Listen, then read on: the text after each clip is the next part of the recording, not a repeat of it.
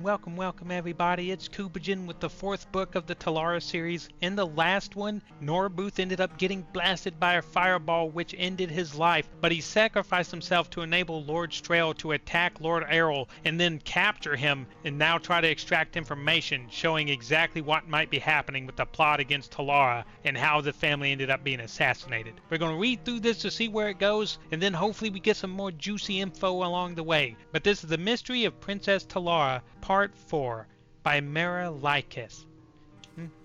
Gina never saw the Emperor's agent Lady Brisciana again, but she kept her promise. Prosicus, a nightblade in service of the Empire, arrived at Lord Strail's house in disguise. She was an apt pupil, and within days he had taught what she needed to know. It is a simple charm, not the sort of spell that could turn a raging Daedroth into a love-struck puppy, said Prosicus. If you do or say anything that would normally anger or offend your target, the power will weaken. It will alter temporarily his perception of you, as spells of the School of Illusion do. But his feelings of respect and admiration for you must be supported by means of a charm of a less magical nature. I understand, smiled Gina, thanking her tutor for the 2 spells of illusion he had taught her. The time had come to use her newfound skill. Prostitute's Guild House of Camlorn was a great palace in an affluent northern quarter of the city. Prince Cylon could have found his way there blindfolded, or blind drunk, as he often was. Tonight, however, he was only lightly inebriated, and he resolved to drink no more. Tonight he was in the mood for pleasure, his kind of pleasure. "Where is my favorite, Grigia?" he demanded of the guild mistress upon entering. "She is still healing from your appointment with her last week," she smiled serenely. "Most of the other women are in with clients as well. But I saved a special treat for you, a new girl, one you will certainly enjoy." The prince was guided to a sumptuously decorated suite of velvet and silk.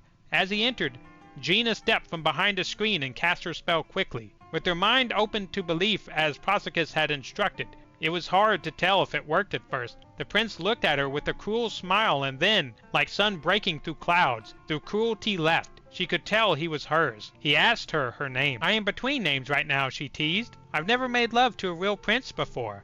I've never even been inside a palace. Is yours very big?" "It's not mine yet," he shrugged. "But someday I'll be king." "It would be wonderful to live in such a place," Gina cooed. "1,000 years of history, everything must be so old and beautiful. The paintings and books and statues and tapestries. Does your family hold on to all their old treasures?" "Yes, hoarded away with a lot of boring old junk in the archive rooms and the vaults." "Please, may I see you naked now?"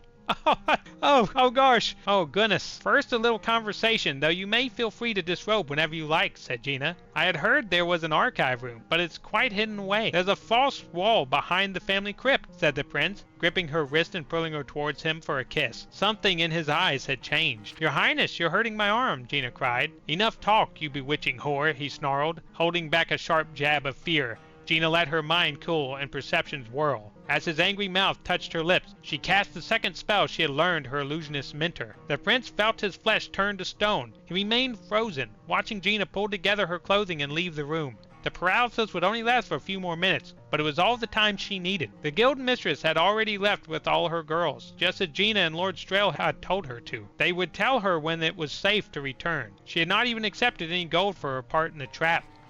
She said it was enough that her girls would not be tortured anymore by the most perverse and cruel prince. "What a terrible boy," thought Gina as she raised the hood on her cloak and raced through the streets toward Lord Strail's house. "It is good that he will never be king." The following morning, the king and queen of Camlorn held their daily audience with various nobles and diplomats, a sparse gathering. The throne room was largely empty. It was a terribly dull way to begin the day. In between petitions, they yawned regally. "What has happened to all the interesting people?" the queen murmured. "Where's that precious boy? I've heard he was raging through the north quarter in search of some harlot who robbed him." The king chuckled fondly. "What a fine lad! And what of the royal battle mage?" "I've sent him to take care of a delicate matter." The king knit his brow. "But that was nearly a week ago, and I haven't heard one word from him. It's somewhat troubling." "Indeed it is. Lord Errol should not be gone so long." The queen frowned. "What if a rogue sorcerer came and threatened us?" "Husband, don't laugh at me.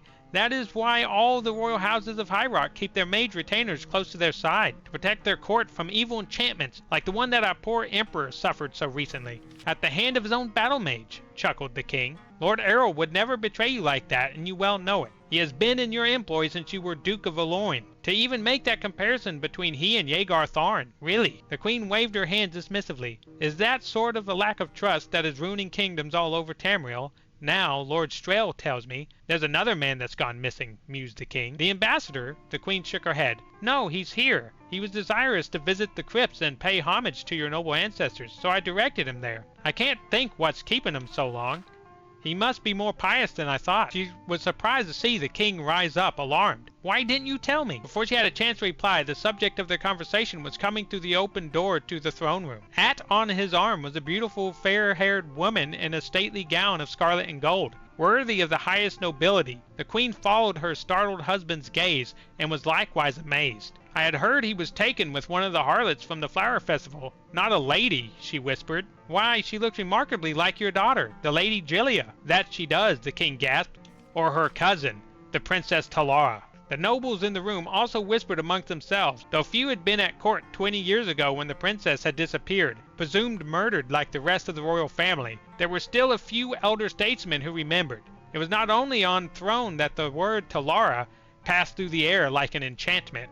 "Lord Strail, will you introduce us to your lady?" the queen asked with a polite smile.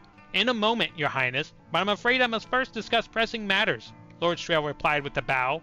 "Might I request a private audience?" The king looked at the imperial ambassador, trying to read into the man's expression. With a wave of his hand, he dismissed the assembled and had the doors shut behind them. No one remained in the audience room but the king, the queen, the ambassador, and a dozen royal guards, and the mysterious woman. The ambassador pulled from his pocket a sheaf of old yellow parchment. "Your highness, when you ascended the throne after your brother and his family were murdered, anything that seemed important, deeds and wills, were of course kept with the clerks and ministers.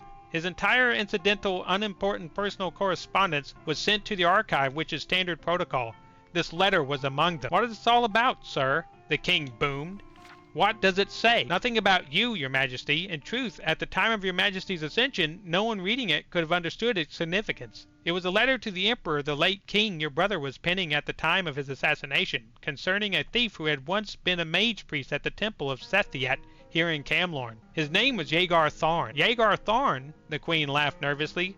"Why, we were just talking about him." Tharn had stolen many books of powerful and forgotten spells, and lore about such artifacts as the Staff of Chaos, where it was hidden and how it could be used. News traveled slowly to westernmost High Rock, and by the time the king, your brother, had heard that the emperor's new battle mage was a man named Rhaegar Tharn, many years had passed. The king had been writing a letter to warn the emperor of the treachery of his imperial battle mage, but it was never completed. Lord Strail held up the letter. It is dated on the day of his assassination in the year 385, 4 years before Rhaegar Tharn betrayed his master and began the 10 years of tyranny of the imperial simulacrum. "This is all very interesting," the king barked, "but what has it to do with me? The late king's assassination is now a matter of imperial concern, and I have a confession from your royal battle mage, Lord Errol." Your king's face lost all color. "You miserable worm! No man may threaten me. Neither you, nor that whore, nor that letter will ever see the light of day again. Guards!" The royal guards unsheathed their blades and pressed forward. As they did so, there was a sudden shimmering of light, and the room was filled with imperial night blades, led by Prosicus.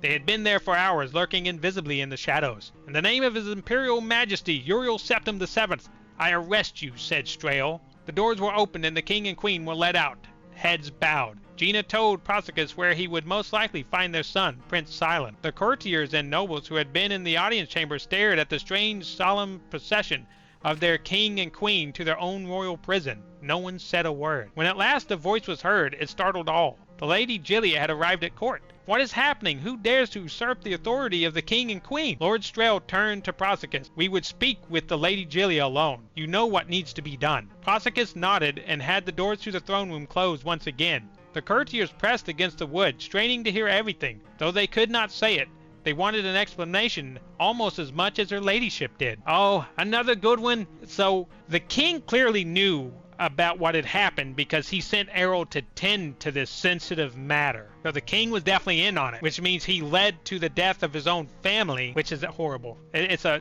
bad thing to have done. Unless the last book reveals something that we didn't know about, then that dude clearly was one of the head perpetrators. Now, Rhaegar Tharn as this is part of that huge plot that he was involved in, does seem to be the head of it all, the crux of everything that's been happening. But this king definitely was part of it if he sent Errol and was calling it sensitive matters. So we'll see what happens with the last book. I appreciate you guys joining me on this one. If you did like it, throw a like on that like button. And if you want to see more of this stuff, subscribe to my channel and I'll see if I can get you guys some more. Until then, though, I hope you guys have a good one and I appreciate you. Thank you, everyone, and bye-bye.